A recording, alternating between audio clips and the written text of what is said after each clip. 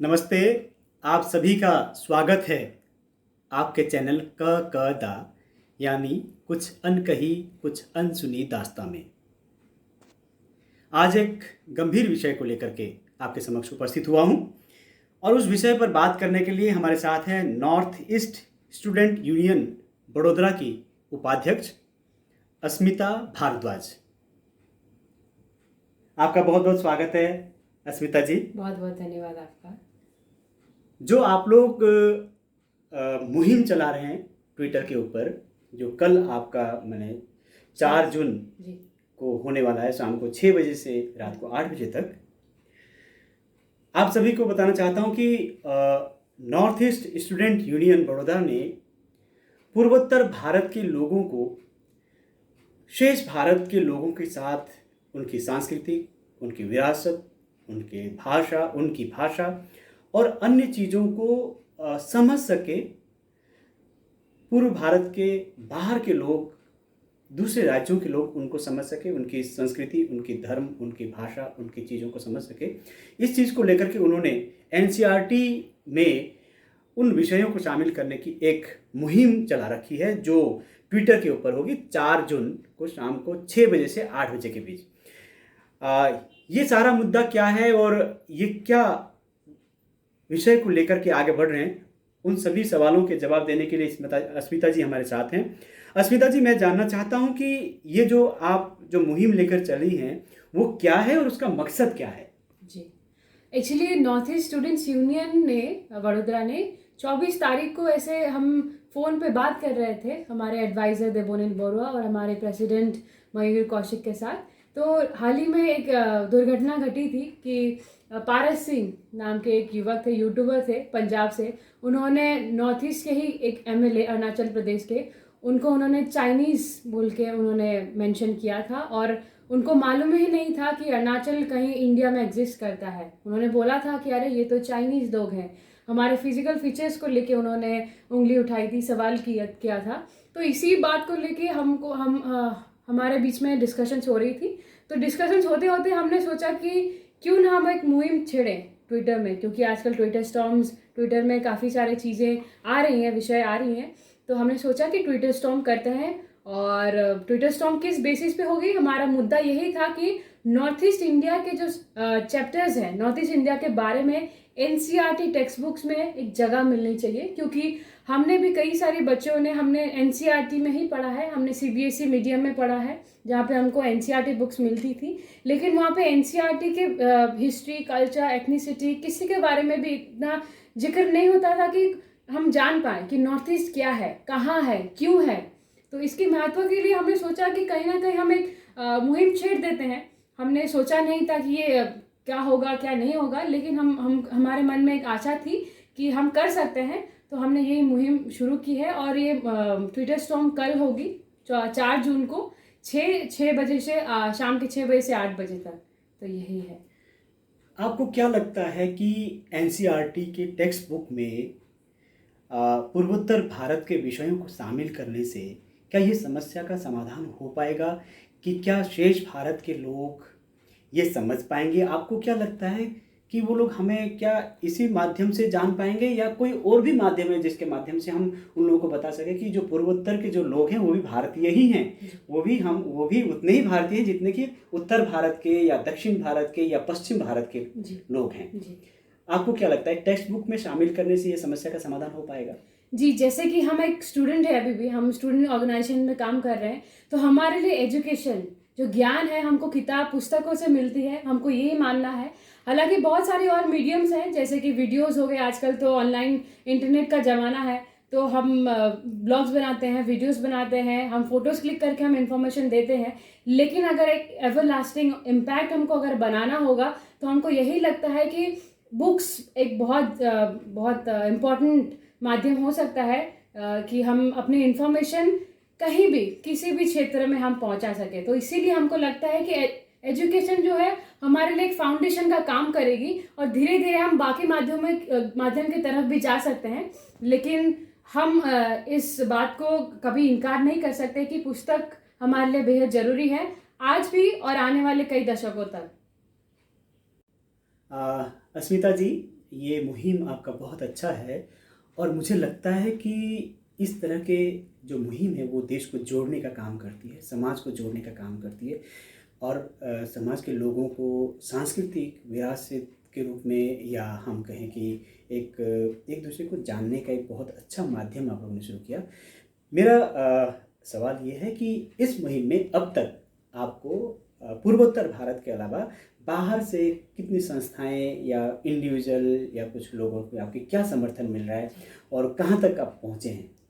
अर्जुन जी, आपको कहते हुए मुझे बहुत खुशी महसूस हो रही है कि अभी तक 40 स्टूडेंट ऑर्गेनाइजेशंस और काफ़ी स्टेट और सेंट्रल यूनिवर्सिटीज़ से हमको समर्थन मिल चुकी है और काफ़ी आ भी रहे हैं। और हालांकि हमारा एक नॉर्थ ईस्ट के लिए एक मुहिम है, लेकिन हमको अलग अलग भारत के अलग अलग प्रदेश से भी हमको समर्थन मिल रही है, जैसे कि पंजाब हो गया, कर्नाटका हो गया, गुजरात हो गया, दिल्ली हो गया। और हालांकि स्टूडेंट ऑर्गेनाइजेशंस का बात किया मैंने, लेकिन इंडिविजुअल्स भी हमको सपोर्ट दे रहे हैं, जैसे कि अरुणाचल के MP MLAs और असम के बहुत प्रसिद्ध सिंगर गायक जुबिन गार्ग जी ने भी हमको समर्थन दी है। और बाकी बहुत सारे ऐसे एमिनेंट पर्सनालिटीज़ हैं जिन्होंने अभी तक हमको समर्थन दिया है और उन्होंने कहा है, आश्वस्त किया है हमको कि वो हमारे साथ हमारे मुहिम में जुड़ेंगे हमारे साथ।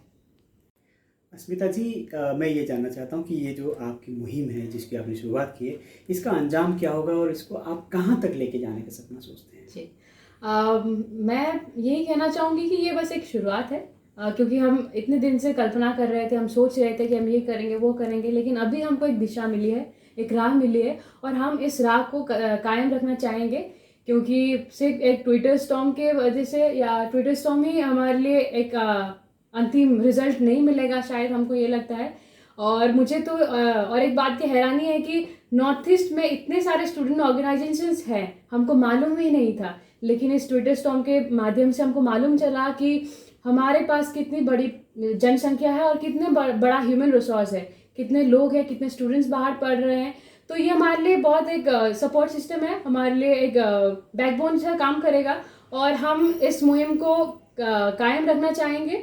और भारत के जितने भी प्रदेश हैं वहाँ पे हम उनके CM हो गए, उनके MPs MLA, जितने भी कॉन्स्टिट्यूशनल बॉडीज़ हैं, रिप्रेजेंटेटिव्स हैं, हम उनको अप्रोच करना चाहेंगे, पर्सनली हो, ट्वीट से हो, ईमेल से हो, किसी भी माध्यम से।